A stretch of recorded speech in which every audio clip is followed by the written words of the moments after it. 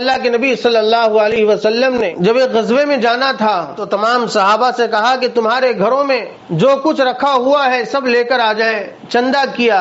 حضرت ابوبکر صدیق رضی اللہ تعالیٰ عنہ تمام انبیاء کے بعد اگر کسی کا مقام ہے تو حضرت ابوبکر صدیق رضی اللہ تعالیٰ عنہ کا ہے. حضرت عمر کو بڑا شوق تھا کہ میں کسی طریقے سے حضرت ابوبکر سے آگے بڑھ جاؤں، اور نیکی کے اندر حرص ہونا کوئی غلط بات نہیں ہے، اس کو رشک کہتے ہیں. حضرت عمر رضی اللہ تعالیٰ عنہ کو ہمیشہ یہ چسکا اور یہ جذبہ لگا ہوا رہتا تھا، کیونکہ حضرت عمر رضی اللہ تعالیٰ عنہ کو معلوم تھا کہ حضرت ابوبکر کی نیکیاں اور حضرت ابوبکر کا مقام کیا ہے. کہ حضرت ابوبکر صدیق رضی اللہ تعالیٰ عنہ سے حضرت عمر رضی اللہ تعالیٰ عنہ نے فرمایا کہ ابوبکر، میری پوری زندگی کی نیکیاں تم لے لو، اور ہجرت کے موقع پر جو ایک رات اللہ کے نبی صلی اللہ علیہ وسلم کے ساتھ جو تم نے غار کے اندر گزارا ہے اس ایک رات کی نیکیاں مجھے دے دو، میں میری زندگی کی پوری نیکیاں تم کو دے دوں گا. اللہ کے نبی صلی اللہ علیہ وسلم کا اعلان ہوا اور سارے لوگ چندہ لا کر کے جمع کر رہے ہیں. حضرت عمر رضی اللہ تعالیٰ عنہ سمجھ گئے کہ آج میں حضرت ابوبکر صدیق رضی اللہ تعالیٰ عنہ سے آگے بڑھوں گا. وجہ یہ تھی کہ حضرت عمر کے پاس مال تھا، حضرت ابوبکر صدیق رضی اللہ تعالیٰ عنہ کے پاس اتنا مال نہیں تھا.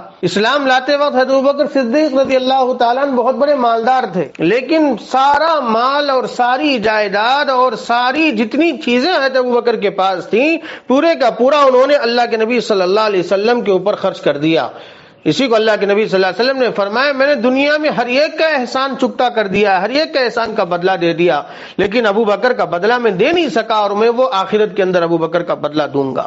تو بہرحال صحابہ مال لے کر کے آ رہے ہیں. حضرت ابو بکر صدیق رضی اللہ تعالیٰ عنہ بھی مال لے کر آئے. ایک چھوٹا سا تھیلا، ایک چھوٹی سی جو ہے گٹری باندھ کر کے جس کے اندر چند چیزیں ڈال کر کے لے کر کے آئے اللہ کے نبی کے خدمت میں.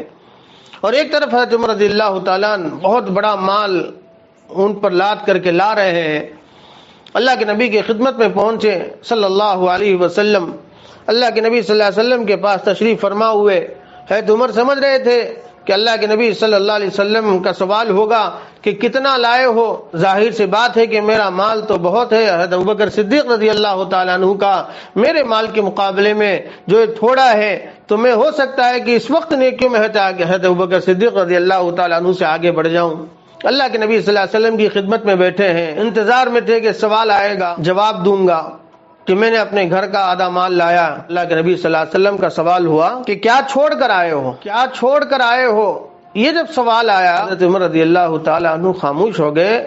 حضرت ابوبکر صدیق رضی اللہ تعالیٰ عنہ کو دیکھا اور رشک کرنے لگے، کیونکہ حضرت ابوبکر صدیق رضی اللہ تعالیٰ عنہ کا جواب الگ تھا، حضرت عمر کا جواب الگ تھا. حضرت عمر رضی اللہ تعالیٰ عنہ نے فرمایا کہ اللہ کے نبی صلی اللہ علیہ وسلم، میں نے اپنے گھر کے لیے آدھا مال چھوڑا اور آدھا مال آپ کی خدمت میں لایا ہوں.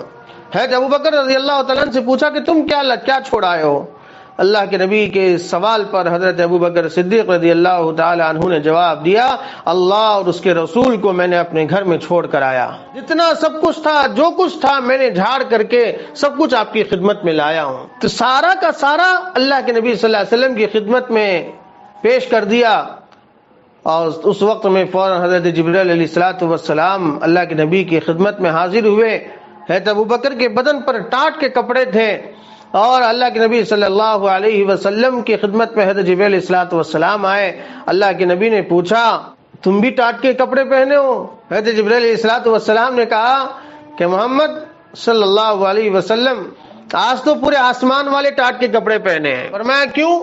کہا کہ ابو بکر کا یہ عمل اتنا اللہ کو پسند آیا کہ اللہ کا حکم ہوا کہ سب ٹاٹ کے کپڑے پہنو. اور اس کے بعد اللہ کے نبی صلی اللہ علیہ وسلم کے پاس حضرت جبرائیل علیہ الصلوۃ والسلام فرمانے لگے کہ اللہ نے حضرت ابو بکر کو سلام بھیجا ہے. حضرت ابو بکر نے جب یہ سنا تو ہچکیاں شروع ہو گئیں، رونے لگے. اور اس کے بعد کہا اللہ کا سوال ہے ابو بکر سے، کیا اس حالت میں بھی تم اللہ سے راضی ہو؟ جب یہ سوال حضرت ابو بکر نے سنا تو اور زیادہ ہچکچا کر رونے لگے. حضرت ابو بکر کی ہچکیاں نکل گئیں اور روتے ہوئے کہنے لگے، ہاں اس وقت بھی میں میرے خدا سے راضی ہوں، میرے اللہ سے راضی ہوں، میرے اللہ سے میں راضی ہوں. تو میرے محترم بھائی بزرگ دوستو، یہ نبی کے صحبت کی برکت ہوتی ہے کہ وہ ان حالات کے اندر بھی صحابہ کرام رضوان اللہ تعالی علیہم اجمعین کہ ایمان کی کیفیت میں ذرہ برابر بھی فرق نہیں آتا تھا. مال آیا تو بھی فرق نہیں، مال گیا تو بھی کوئی فرق نہیں، حالات موافق رہے تو بھی کوئی فرق نہیں، حالات مخالف رہے تو کوئی فرق نہیں. تو میرے محترم بھائی بزرگ دوستو، یہ چیزیں